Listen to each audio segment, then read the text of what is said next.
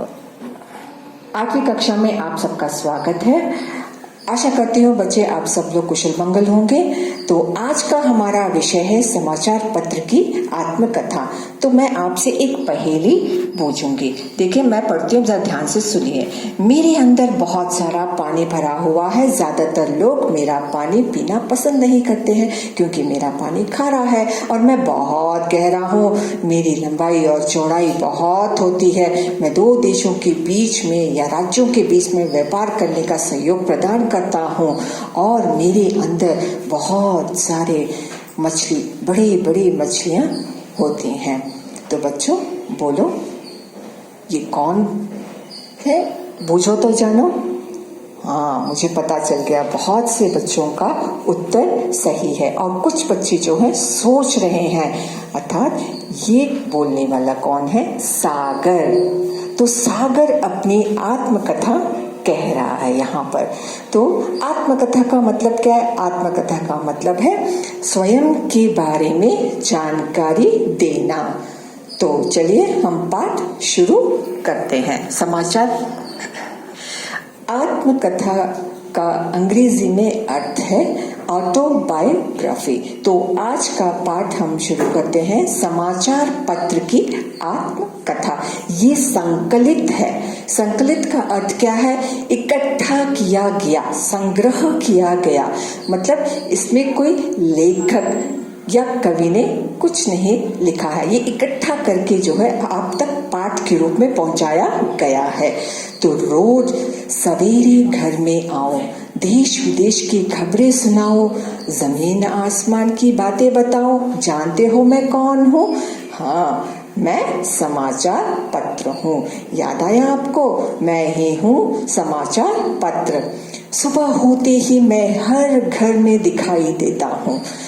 कोई लोग कि मुझे पढ़े बिना सुबह ही नहीं होती, कई मुझे पढ़ते पढ़ते ही चाय या कॉफी पीते हैं। मैं व्यक्ति के जीवन का एक महत्वपूर्ण हिस्सा बन गया हूँ।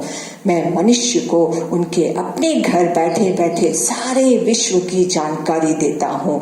मैं अमीर गरीब सबके ज्ञान का सस्ता और सुलभ साधन हूँ।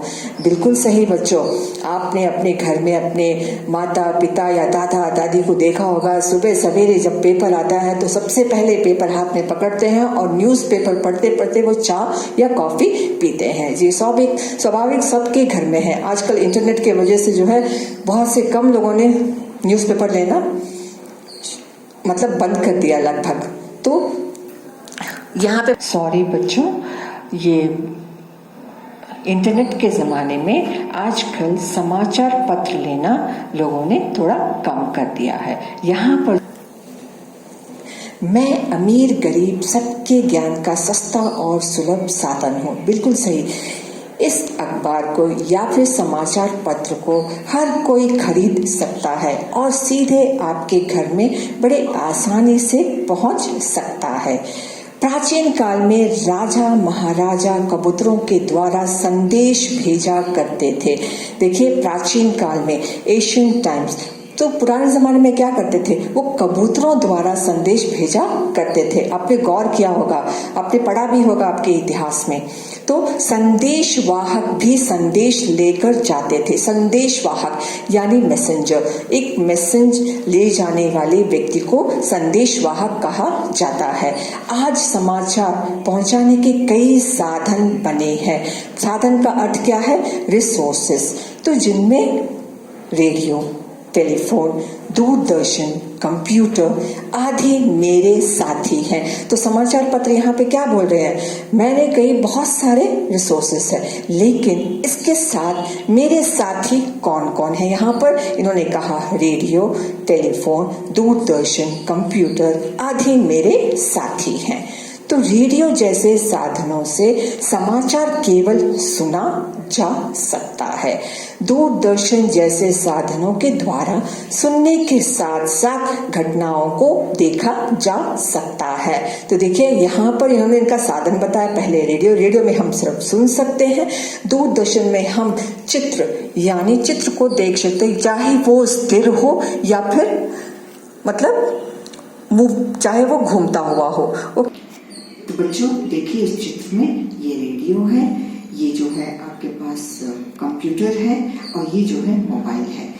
रेडियो में आप सुन सकते हैं और कंप्यूटर में आप देख भी सकते हैं और आप पढ़ भी सकते हैं। तो ये जो है इन समाचार पत्र के मतलब साथी हैं।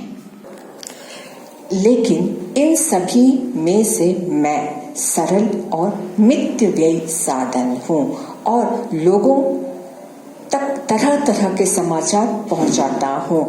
तो सरल मतलब बड़ा आसान, मितव्ययी का मतलब क्या?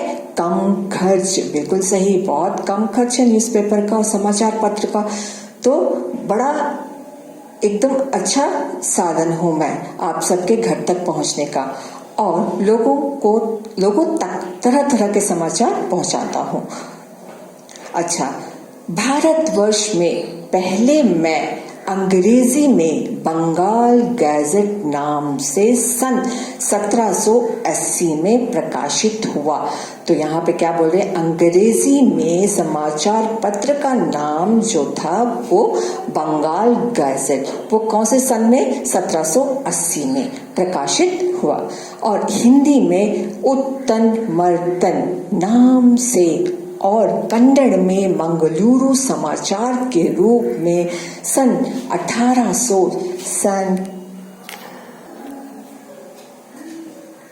मंगलुरु समाचार के रूप में सन 1833 में पहले प्रकट हुआ। वर्तमान समय में विभिन्न भाषाओं में हजारों की संख्या में मैं प्रकाशित होता रहता हूँ। हाँ बिल्कुल सही, हजारों की संख्या में। कितनी भाषाएं हैं हमारे देश में, तो भिन्न भिन्न भाषाओं में समाचार पत्र प्रकाशित होता आ रहा है और हो रहा है। जैसे यहाँ पे लिखा Nav Bharat Times, Hindustan Times, Times of India, Deccan Herald, Indian Express, Amar Ujala, Samyukta Karnataka, विजय कर्नाटका, प्रजावाणी, उदयवाणी, दैनिक जागरण, राजस्थान पत्रिका, जनसत्ता आदि अनेक नामों से मैं आपको मिल सकता हूँ। जो अभी मैंने पढ़े नाम वो सब समाचार पत्र के नाम है। अंग्रेजी भी है, कन्नड़ की भी है और हिंदी के भी हैं। तो इन सब नामों से समाचार पत्र प्रकाशित होते आ रहे हैं। बच्चों इस चित्र में आप देख सकते हैं कई भाषाओं में समाचार पत्र प्रकाशित है। इसमें हिंदी है, उर्दू है, फारसी है और बंगाली है या कन्नड़ में है आदि। मैं दैनिक, साप्ताहिक, पाक्षिक आदि के रूप में आपके हाथ में रहता हूँ। अब सोच रहे होंगे दैनिक का अर्थ क्या है? दैनिक का मतलब है एक दिन में। जैसे डेक्कन हेरल्ड रोजाना आपके घर पहुंच जाता है, उसे कहते हैं प्रतिदिन। तो साप्ताहिक, सप्ताह में एक बार, ओके। और पाक्षिक का मतलब है 15 दिनों में एक बार। जैसे उर्दू न्यूज़पेपर्स है, उर्दू समाचार पत्र हैं, जैसे सालार है या कोई दूसरे पत्र है, तो वो जो है आपको 15 दिन में एक बार मिलते हैं। तो इस तरह से समाचार पत्र आपके घर तक पहुंचते हैं।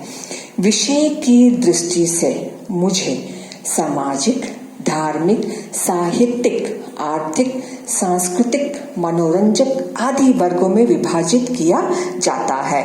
तो विषय मतलब टॉपिक को नजर में रखते हुए उन्होंने कहा कि सामाजिक का मतलब क्या? सोशल।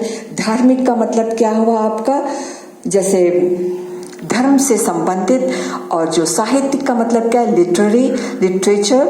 आर्थिक का मतलब क्या? इकोनॉमिक। सांस्कृतिक का मतलब कल्चर। मनोरंजन का मतलब क्या हुआ? एंटरटेनमेंट। इन सब वर्गों में इनको विभाजित किया गया है, अर्थात इनको डिवाइड किया गया है।